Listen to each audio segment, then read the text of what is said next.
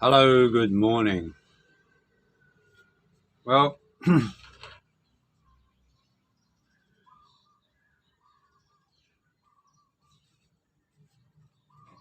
sorry, guys,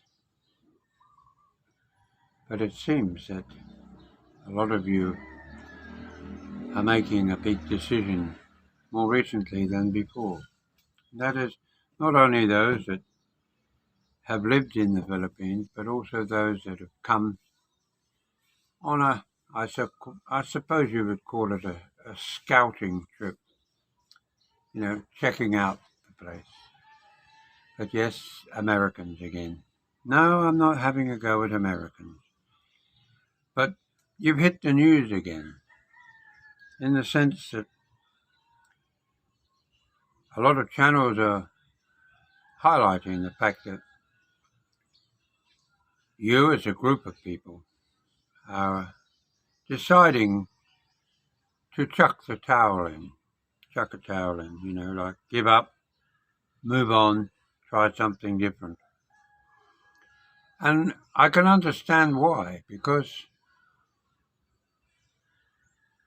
so many of you who come from America, who lived and breathed American ways of life, come here with the expectation of maybe mainly two things, really. That is to maybe find a beautiful Filipino wife to take back home, or maybe to retire here with. And the other is economic.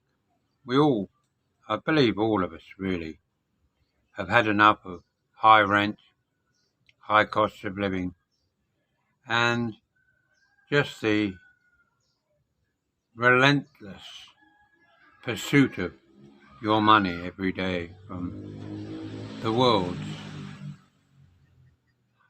money hungry organizations, insurance companies, retirement plans, local government fees, all that type of stuff. Registration, driving licenses, passport costs, all these things are just going crazy around the world. And that is that the reality is that no matter where we live, the governments around the world are always trying to earn more money. And it's us, the retirees, that feel the pinch probably more than others, in the sense that to retire we need a passport. Costs are going up. Airfares are going up. Expectations are going up. Everything is happening to us when we're on a fixed income, which, regardless of whether you're a loudmouth American or just a everyday nice guy from America, it affects us all. And one of the difficulties that Americans do find coming here is they have to tone themselves down.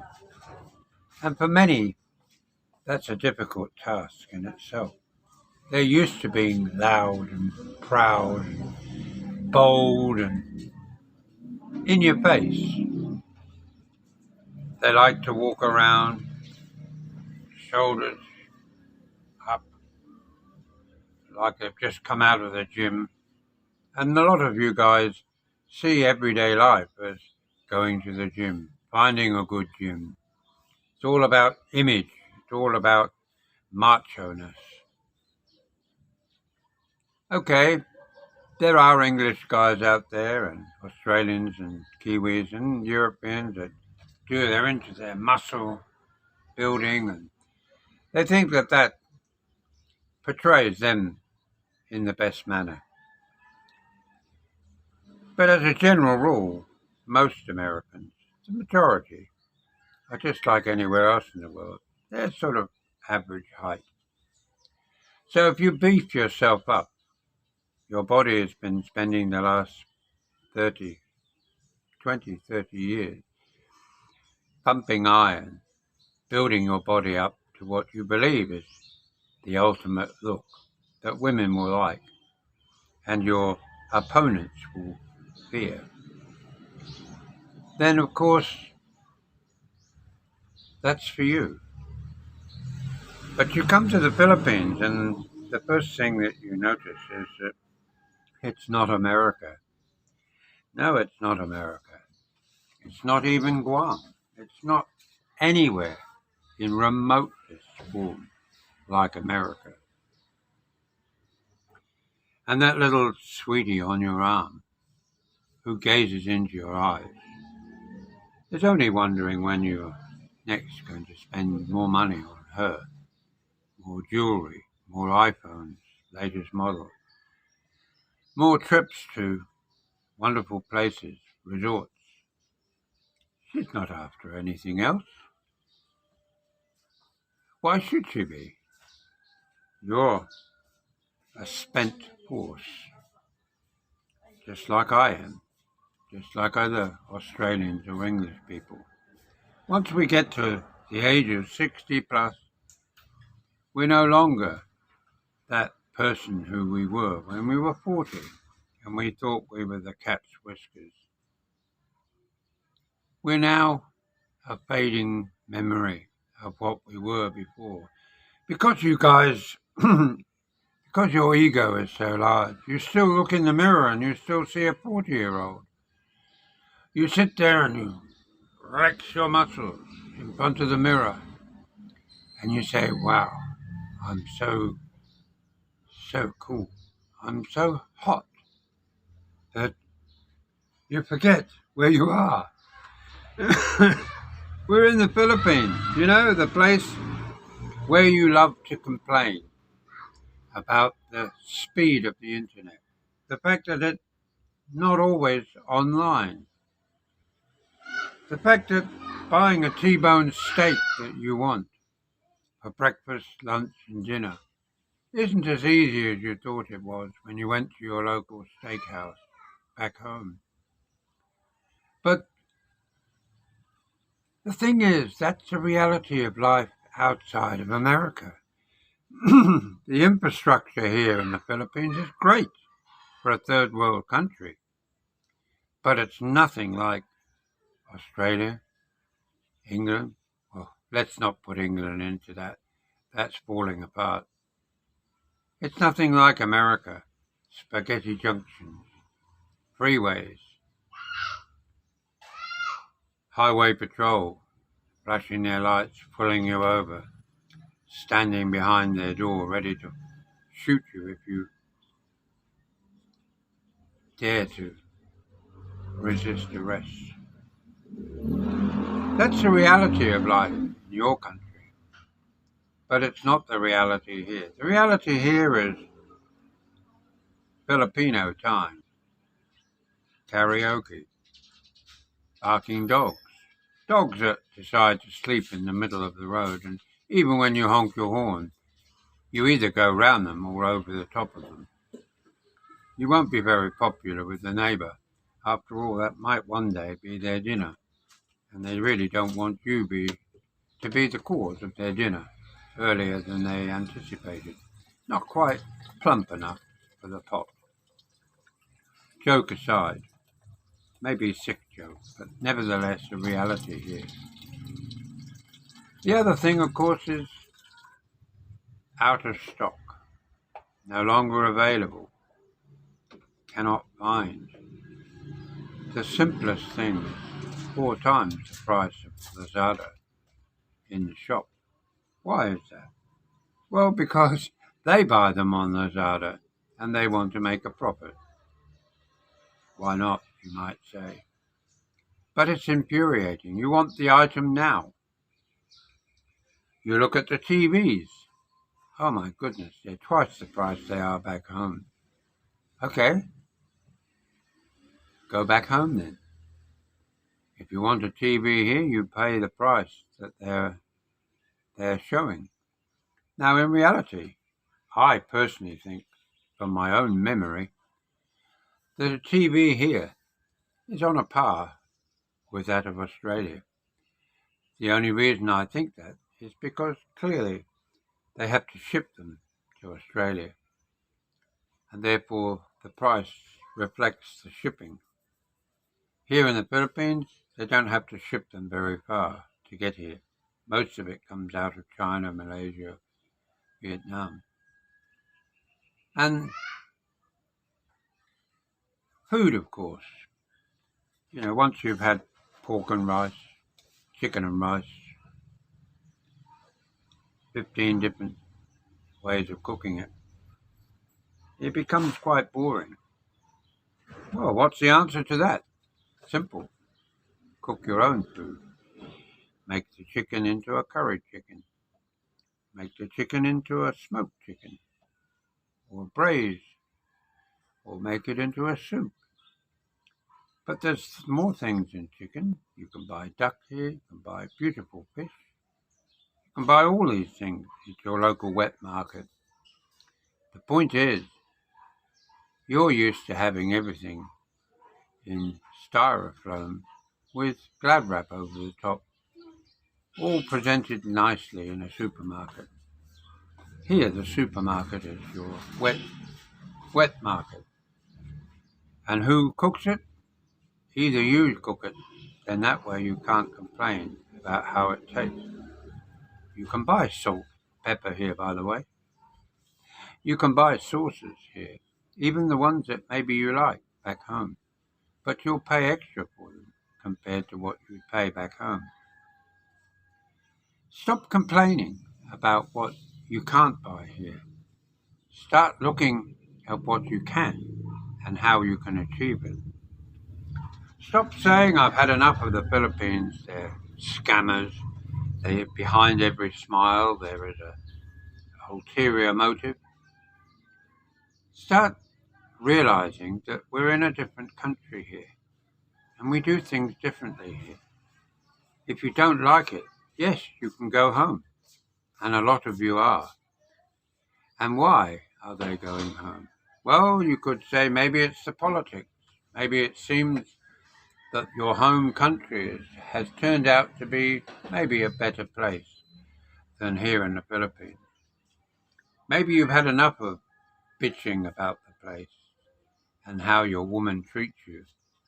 It's not quite how you thought, was it? The traditional way. Well, you see, who's to blame but yourself and your own country? Who pollutes the world so much in ideas and technology but your own country? You think that Filipinos don't embrace modern technology when it's presented to them at an affordable price? You can buy a week's worth of unlimited use of your phone for 99 pesos. Most of the internet providers provide that. Therefore, for a Filipino, they can chit-chat, they can TikTok, they can go on Lazada and Shopee, and they can do everything that their life desires. And of course, they're more than happy to join you on the journey. And when you've had enough, they'll pick up, move along to the next one.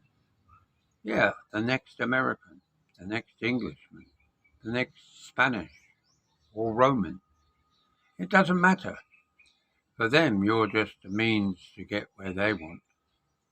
Sure, there are those out there that would never dream of asking you for any money. There are those that would almost cut their nose off to spite their face and ask you for money. But you need to recognize that those ones are the ones that you should be helping, paying your way, and giving them, even insisting on giving them some money. Not all of your money.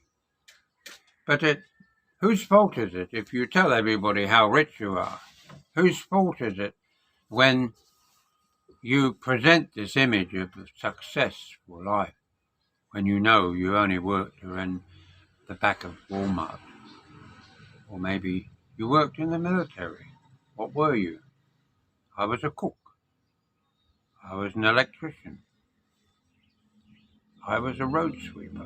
Whatever it is, It's not putting the military down, but that's just a lifestyle that you chose to live. And as a result, you're being rewarded very well in retirement compared to those outside of America. I can assure you that you're very highly paid compared to that of other countries. We're not talking generals, officers. We're just talking rank and file. On top of that, of course, you have your standard social security. Again, different levels. And some of you, of course, have got disability. And as a result of that, you can live a good life here in the Philippines. But likewise, you can live a good life in Thailand, Cambodia, or Vietnam, many other places around the world. Sri Lanka. You know where that is? That's off of India, by the way. It used to be called Ceylon. You might have to get an old book to find it as Ceylon. But again, you take the risk, being a foreigner, in this big wide world outside of your own country. Because not everybody loves Americans. Not everybody respects Americans. You often say, I don't like them, that I pick on you. It's just that Americans don't like to be told anything, least of all by a Pommy or an Englishman. They keep reminding us that if it wasn't for them, we'd all be speaking German or Japanese. Oh, I laugh at that comment. It shows such lack of understanding of the world. Would it be bad that we could speak German? Think about it today.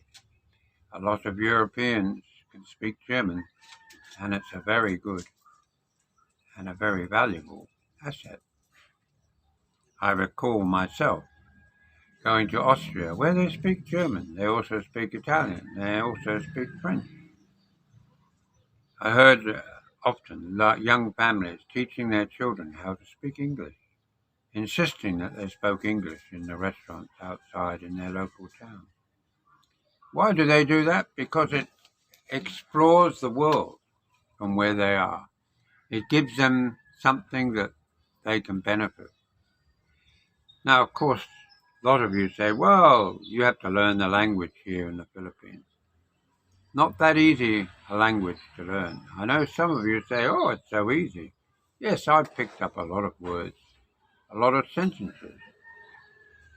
But I would be a fool to suggest that I know a lot of Tagalog or Ilocano or Visayan, because I don't. Here in Bulacan, I could say, Salamat, Adin, and they look at me rather strangely, simply because it's Salamat Ate here. Adin is Ilocano.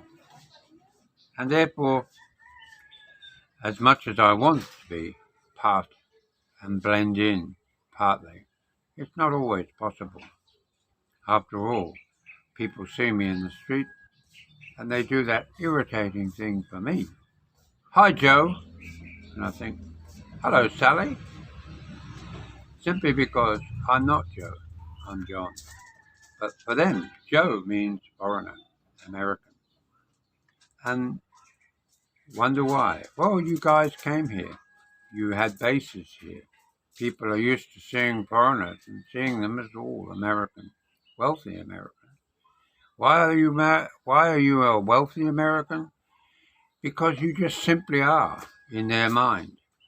What you bring to the table is a lot more than the average Filipino brings home to his wife and family. And what you appear to be able to spend is unbelievable to them. For somebody to come here and spend 200,000-300,000 a month living your lifestyle, and we're talking pesos here, to them, you're earning more than the president of the Republic of the Philippines. So, guys, tone yourself down. And if you can't stand the idea of spending your last period of your life here in the Philippines, then go home. Go to Puerto Rico, go to Portugal, Spain, wherever you want to go to. But you will be going. There's no doubt about it. A lot of you will be going. Yes, there'll be also a lot of Americans, Australians, and English who will suddenly decide that they've had enough of being in the Philippines. It was a nice stay while it lasted. But for many who are prepared to adapt, to adjust their way of thinking and their way of accepting that you can have a good life here, I congratulate everybody in making that choice. I'm one. But the reality is, a lot of you Americans are going home. And as my mother said, good riddance. Bye now.